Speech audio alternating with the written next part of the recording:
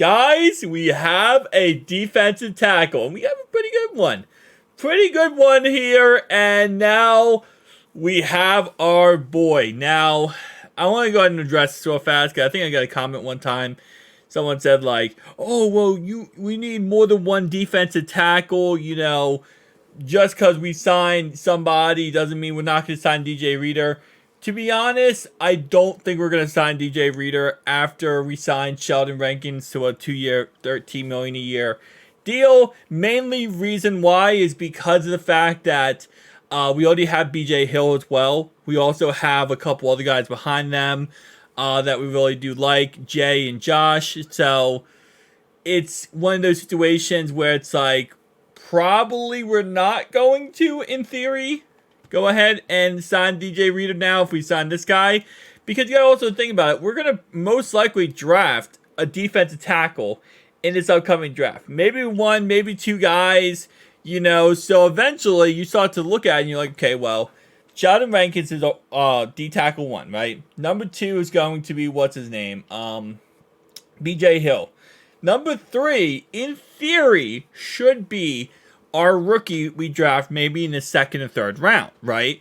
We should get a really high overall draft, I'll say first couple rounds, okay? First couple rounds draft pick. I won't say high overall draft pick because I don't think we're going to go pick 18, especially now we signed Sheldon Rankins. We're going to get a decent draft pick when it comes to us taking defense tackle. In theory, he should be the D-tackle 3 of the future, right? If we use a high overall draft pick for him.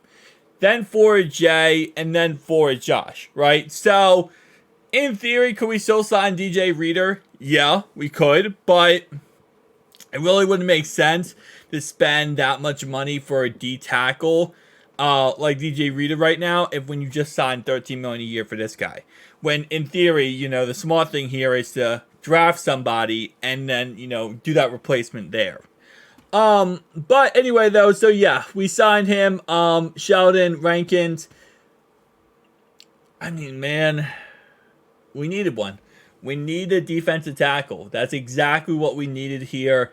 After everything is said and done, man, with the Ravens getting better, everyone in the AFC North getting better, we needed somebody that we could truly, rely on up the middle to go with BJ Hill. Again, I'm not trying to ever trash BJ Hill. BJ Hill's amazing. But to go with BJ Hill to help us out, and this is exactly what we needed. So he obviously played with Houston last year, had 6 sacks, but what we need him for and what he's good at is run defense. We need him just be in the middle and destroy people. He also had a touchdown last year. A little side note here. I'm saying. He had a fumble recovery for 6. So, listen, okay? No interceptions. And in Cincinnati here, we grow accustomed to getting interceptions by defensive tackle. 2 interceptions back-to-back weeks by BJ Hill. Excuse me. Nonetheless, though, that is definitely a W signing. That's a W signing completely. Now, let's talk about the elephant in the room. You might saw this. The Cardinals signed Jonah Williams to a 2-year, $30 million deal. And I'm going to start off right away by saying, shout out to Jonah Williams, okay? I'm happy for him. I'm happy that he's getting paid. I'm happy that he's doing what is benefiting him the most in his life, and he's helping himself out here, and he's winning, right? Because at the end of the day, while he was not the greatest right tackle for us, any way possible, at least he's helping his own career and benefiting his own career. Now, here's the interesting thing. So the Cardinals have Paris Johnson Jr. at right tackle.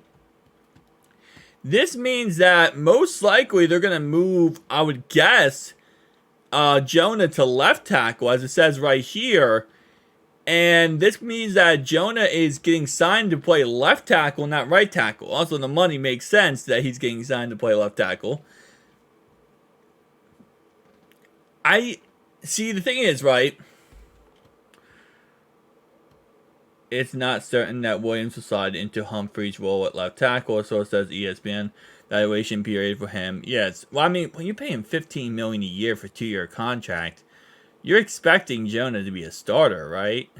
I mean, and if we're being honest, Williams will replace DJ Humphries, the Cardinals' longtime left tackle, who was released Wednesday. Yeah, so in theory, I do agree that you're not 100% going to say, oh, that's the guy, we're going him, because you have to see how good he is and see if he works out for you. But at the end of the day, when you're paying a guy $19 million guaranteed, you're he's your guy, okay? He's your starting left tackle. Which, I'll be honest with you, right?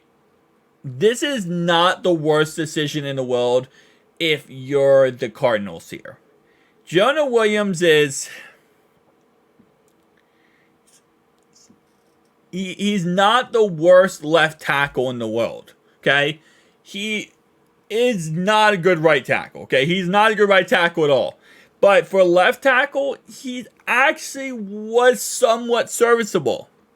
You could do worse than Jonah Williams at left tackle. And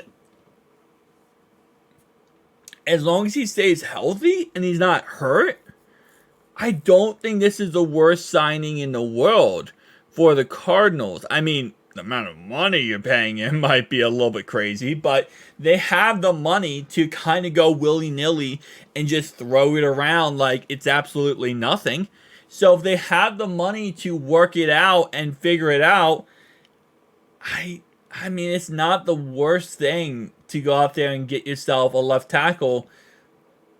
Although I will say that, and this is just my personal opinion here, there is better options on free agency. I know David Bakhtiari has injury concerns and injury problems.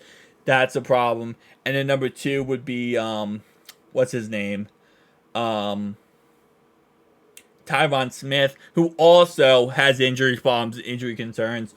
And Jonah, other than, a couple of seasons where he wasn't 100%, the guy, for the most part, could stay healthy, right? So, I get it.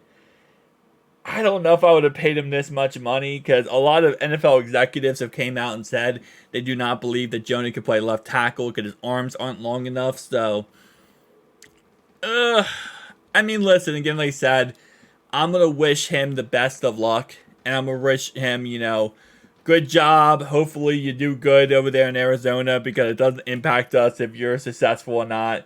So, guys, tell me down below your thoughts and opinions. I'll see you guys in the next one. Peace out.